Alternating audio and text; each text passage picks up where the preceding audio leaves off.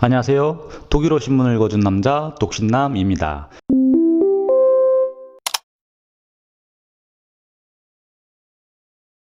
미국 역사상 가장 치욕적인 대통령 과연 누구일까요? 너무나도 뻔한 대답이 되어버렸습니다. 사실 이 기가 막힌 사건이 터지기 전부터 이 영상을 준비했던 건데요.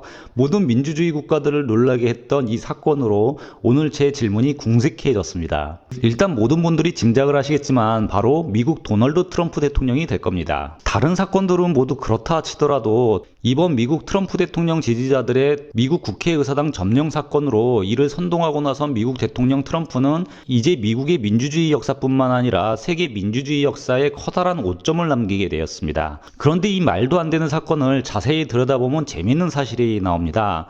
바로 이번 미 국회의사당 점령 사건에는 백인들이 줄이었다는 사실인데요. 미국의 중심이라고 스스로 생각한 백인들이 미국의 민주주의를 공격한 말도 안 되는 사건이 된 거죠. 독일 유력 주간지 슈피겔은 이번 사건에서 백인 우월주의가 작동하고 있다고 꼬집고 나섰습니다. 그리고 이런 현상이 독일에도 있는 것 아닌가 의문을 던지기 시작했는데요. 이번 사건으로 독일 등 여러 서방 진영의 민주주의 국가가 충격에 빠진 듯 보입니다. 재밌는 것은 이상하게도 이런 백인 인종 우월적인 트럼프의 행동과 의식에 가장 대척점에 서 있는 것이 바로 한류로 보이고 있고, 이를 독일 언론들이 종종 보도를 해오고 있었다는 점입니다. 우선 한류에 대한 트럼프의 생각과 촌평을 보면 그의 백인 우월주의 사상이 고스란히 드러났다는 것을 우린 볼 수가 있습니다. 이에 대한 빠른 답변을 드리기 위해 작년 한 해 트럼프의 눈에 가장 거슬렸던 문화 행사가 무엇이었을까요? 라는 질문을 해볼 수가 있습니다. 올해 초 봉준호 감독의 아카데미 수상에 대한 트럼프 대통령의 반응을 모든 분들이 기억을 하실 겁니다. 그는 대놓고 기생충의 아카데미 수상을 혹평했었죠. 이유는 바로 그 수상 자체가 반미국적이라는 것이었습니다. 미국 영화가 수상받지 못하고 한국 영화가 아카데미상의 주연으로 등장한 것이 그의 마음을 불편하게 했고, 트럼프 대통령이 이를 두고 대놓고 비판을 한 것이죠. 이민자로 이루어져서 다양성과 소프트 파워를 자랑하는 미국이라는 국가에서 왜 한국인이 만든 한국 영화가 아카데미상을 수상한 것이 반미국적인지 의아해 하시는 분들도 계실 겁니다. 무엇 때문에 트럼프는 이런 혹평을 내놓은 것인지 조금 미국의 역사와 결이 다른 것이 아닌가 싶은데요. 그런데 트럼프의 이런 반응은 사실 수긍이 가는 지점이 있습니다. 미국 영화계는 실제적으로 백인 남성들의 우월주의가 판을 치고 있고, 모든 상업적 기득권이 백인들에게 속한 세상이었죠. 영화계뿐만 아니라 팝 음악계 등 대중문화는 모든 백인 남성이 장악을 하고 있는 곳입니다. 그냥 대중문화 자체가 백인 남성들의 세상이었죠. 봉준호 감독의 기생충이 미국 아카데미에서 수상을 하게 되자 독일 언론에서는 미국 백인 남성들에 의해 지배되었던 미국 문화산업의 패권이 끝이 나기 시작했다는 칼럼이 나온 적이 있었습니다. 이렇게 팝을 비롯해서 영화 등 그만큼 미국의 대중문화 산업이 백인 남성들의 기득권이 가득 찼던 곳이라는 사실이 다시 한번 봉준호 감독의 아카데미 수상으로 드러나게 된 것이죠. 트럼프에게는 아마도 백인이 지배하는 곳은 계속 백인의 지배권이 유지되는 것, 그것이 미국스럽다고 생각했던 것 같습니다. 이런 백인 남성들만의 지배권이 얼마나 꼴보기가 싫었으며, 같은 백인 남성 영화인에 의해서 백인 남성들만의 문학의 지배권이 끝이 났다고 선언하게 되는 현상이 벌어졌는데요. 이 같은 선언을 한 영화인은 독일 영화 감독이자 비평가인 한스 게org 로데입니다. 그는 칸느 영화제 심사위원이었고요. 기타 여러 세계 영화제의 심사위원으로 활동을 했으며 2002년부터 2012년까지 독일 영화 비평협회 이사직을 역임하기도 한 독일 내 유명한 비평가이죠. 이 사실을 보면 이미 유럽에서는 백인 남성의 지배력이 공고한 대중예술 시장이 오히려 예술 발전에 독이 되고 있다는 사실에 공감대가 형성되어 있다는 말이기도 합니다. 이렇게 한류의 세계적인 영향력이 날로 커져가면서 이상하게도 지금 한류와 백인 우월주의가 대척점에 서가는 형국입니다. 물론 전선이 뚜렷해 보이는 것은 아닙니다만 이런 현상은 곳곳에서 나타나고 있죠. 비단 영화뿐만 아니라 K-팝도 같은 위치에 놓여 있습니다. 트럼프 대통령 눈에 가장 가시 같은 팝 아티스트가 있습니다. 바로 BTS 방탄소년단이죠. 독일 국영방송 도이체벨레는 방탄소년단이 트럼프에게 눈에 가시 같은 존재라는 내용을 기사화했던 적이 있었습니다. BLM 운동, 블랙 라이브스 매터 운동에서 보았듯 방탄소년단의 팬들은 이제 이런 사회운동으로까지 영향력을 확대하고 있습니다. 여기서 조금 주의 깊게 들어주시기를 부탁드리는 점이 있는데요. 방탄소년단 자체가 이런 정치 이슈에 적극적인 것은 아닙니다. 바로 방탄소년단의 팬 아미가 BLM 운동의 선봉에 서 있는 것이죠. 물론 BTS가 돈을 기부하긴 했습니다만 이를 두고 꼭 정치적인 행보라고 해석하는 것은 무리가 있죠. 그리고 BTS의 팬 아미도 정치적인 발언이나 운동을 하는 것이 아닙니다. 단지 아미는 스스로를 사랑하고 편견에 맞서는 집단으로 방탄소년단을 만들어낼 만큼 거대한 철학을 공유하는 클럽이고 팬입니다. 그러다 보니 자연스럽게 백인 우월주의를 거부하는 움직임을 보이고 있고 BTS의 탄생도 이렇게 인종주의를 거부하는 흐름 속에서 나타난 현상이기도 합니다.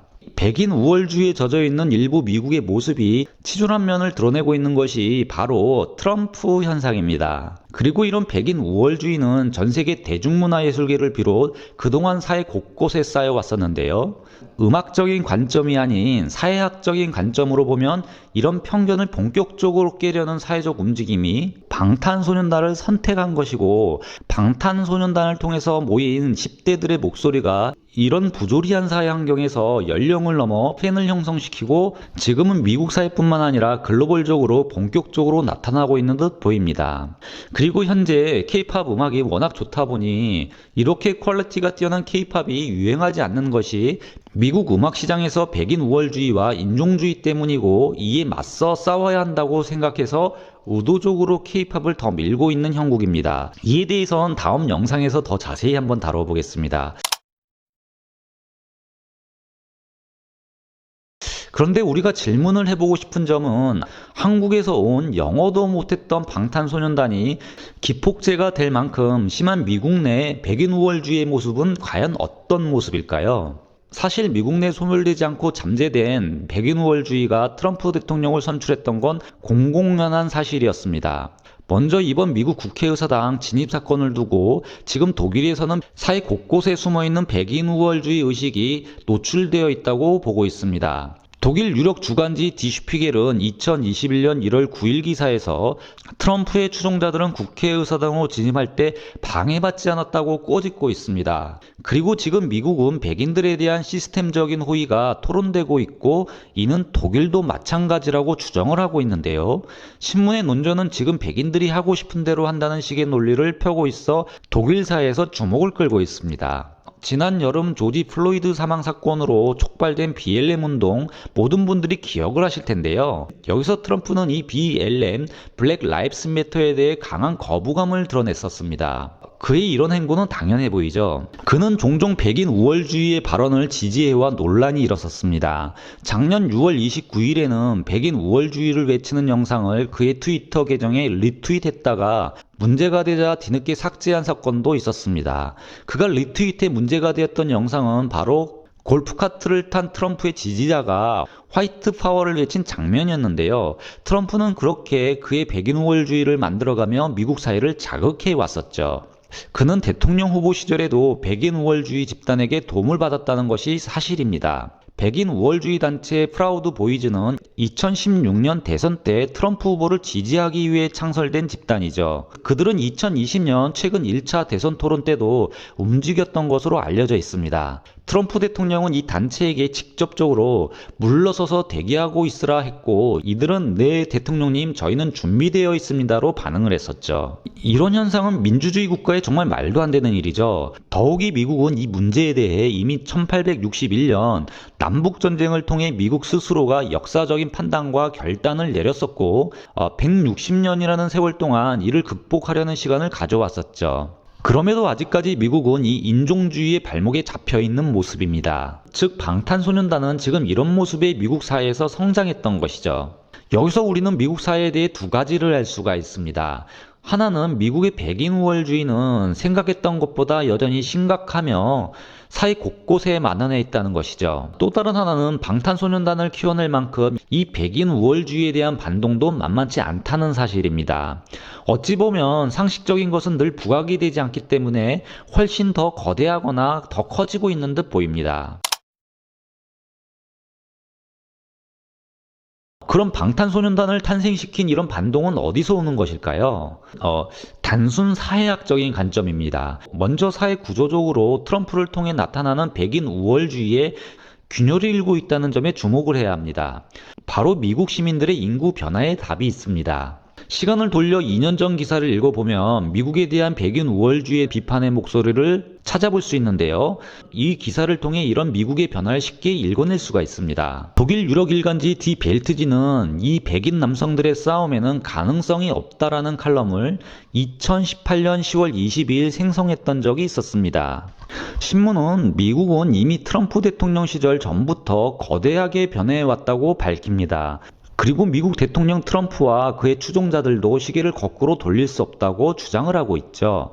기사는 미국의 역사, 링컨 대통령 시절부터 거론을 하면서 미국의 정체성을 따져보고 있습니다. 그리고 2016년 트럼프 행정부가 들어설 당시 이미 미국은 백인 아이들 중 순수 백인이 아닌 아이들이 더 많이 태어나고 있다는 사실을 꼬집고 있습니다. 즉 이미 미국 사회는 겉으로는 백인으로 보이지만 실제 이들은 순수 백인 혈통이 아니고 여러 문화권에서 나온 백인으로 구성이 되어 있다는 것이죠. 그리고 이들은 무엇보다 백인 우월주의에 거부감을 갖고 있습니다. 신문은 백인 혈통의 미국 사회 지배력은 이제 소수 지배력으로 전락했다고 밝힙니다. 즉 미국의 사회는 이미 변화했음에도 아직까지 미련을 갖지 못한 미국의 백인 우월주의가 마지막 기승을 부리고 있다는 설명이죠. 그리고 이런 백인 우월주의 움직임은 이제 사회 곳곳에서 저항이 일고 있는데요. 바로 이런 백인 우월주의를 깨자는 이 사회운동이 음악으로 또는 영화로 나타나고 있는 겁니다. 방탄소년단이 던지는 메시지, 편견에 맞서자는 이 철학이 큰 호응을 얻는 것은 바로 이런 백인 우월주의에 대항하려는 미국 사회 변화에 맞물려 있다는 것이죠. 즉 순수 백인이 아니면서 백인으로 살아가는 새로운 시대의 백인들이 미국 사회의 부조리를 극복하기 위해 노력하고 있고 이 노력이 기존의 노력과 합쳐지면서 여러 인종들과 기타 여러 출신의 미국 시민들과 어우러져 방탄소년단의 진정한 가치를 알아보기 시작했고 BTS를 키워낸 것입니다. 그럼 방탄소년단의 팬 아미는 이 백인 우월주의와 인종주의에 어떻게 정을 하며 그들에게 상처를 주고 있을까요? 다시 말씀드리면 그들은 사회운동을 하는 것이 아닙니다. 팬으로서 방탄소년단의 메시지를 사랑하고 전할 뿐이죠. 기묘하게도 지금 이렇게 방탄소년단의 성공과 미국 사회의 문제가 맞물려 있는 것이고요.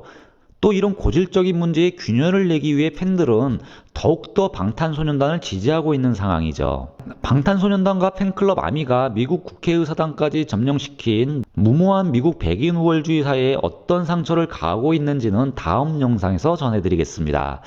그런데 이런 백인 우월주의가 미국 민주주의의 전당 국회의사당을 장악하는 모습으로 마지막 발악을 하고 있는 건데요. 이번 사건은 미국인들뿐만 아니라 세계 각국 시민들에게 백인 우월주의가 얼마나 추한 모습인지 그 전모를 노출시키고 있습니다. 과연 전 세계의 백인 우월주의는 미국의 대통령 트럼프와 함께 탄핵이 될까요? 그 귀추가 주목이 됩니다. 지금까지 독일어 신문의 관점으로 세상의 모든 지식을 전하는 독일어 신문을 읽어준 남자 독신남이었습니다.